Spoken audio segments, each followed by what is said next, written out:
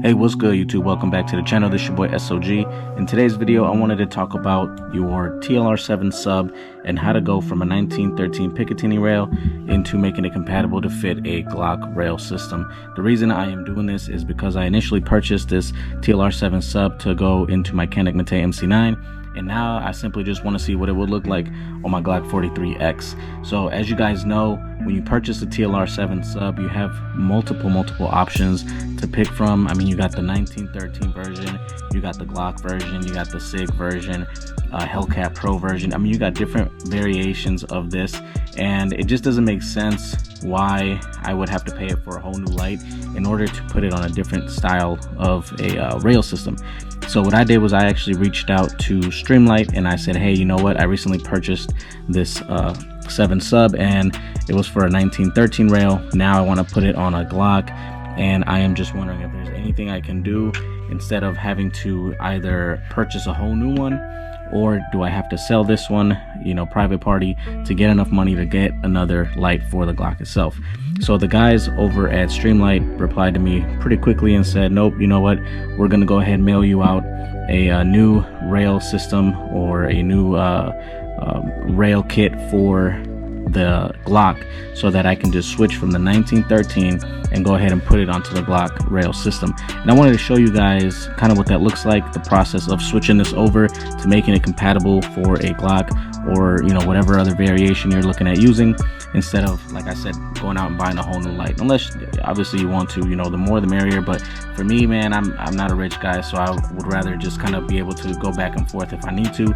And Streamlight sent me out the kit for free, which is kind of what you see up here. I do have it lined up, and I'm gonna show you guys how to switch that out. All right, and the first thing we're gonna want to do obviously is to remove the light. So I'm gonna take this tool I have here. I got this actually from one of my Vortex Venoms optics, and I'm just gonna go ahead and remove this.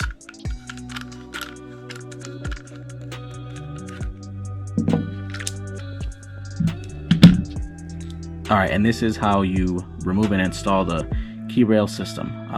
You can go ahead and tighten this bolt up all the way, just enough so that you can see some of the crosshairs from the bolt sticking out. That should make it visible. You have a little C-clip that goes right in here, and Streamlight provides you with this small tool that says remove on one side, insert on the other side. Once you basically thread this enough to be able to see that little C-clip, you want to pry it off with this tool.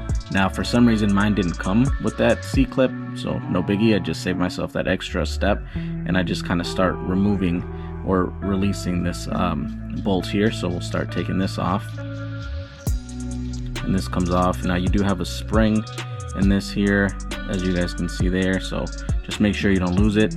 Now once you have that removed, you just pop this side rail off, flip it upside down, and that comes right out. Now as you guys can see here, there's only one way that this can go in, just like that. So let's take that back off, and we're gonna go ahead and install the Glock version here. So again, there's only one way to put this on. Now the Glock rail has a number 1, 1913 has a number 3 on there, so we'll put that on there. Now this side one, it says 1913 on here, we're gonna just leave that. We don't need to take that off, but you can if you want. Streamlight offers you another one that actually says GL for Glock, but it doesn't bother me, so especially because I have that Combat Textiles grips kind of covering that up. So now that you have your rail in there, you put your side part here, and basically you just take this same part and stick it in here. Oops, sorry, I'm gonna go on this way, and we will just thread enough so that we can kind of see it come out the other side. Now this should fit on the Glock, so let's check that out. So here's the Glock, and let's see if this will connect, and it does. So now we just tighten this up. Obviously you just kind of want it tight enough so that when you're shooting it doesn't break free. You don't have to, like, you know, go too crazy with tightening it. But there you have it, guys. It's that easy to switch from a 1913 to a Glock rail system, and you don't have to buy a whole new light. You don't have to do a whole lot of work. Streamlight is very, very helpful in getting you the parts that you need.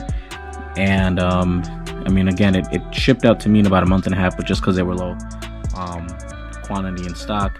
But eventually I did end up getting it for free, so I can't complain.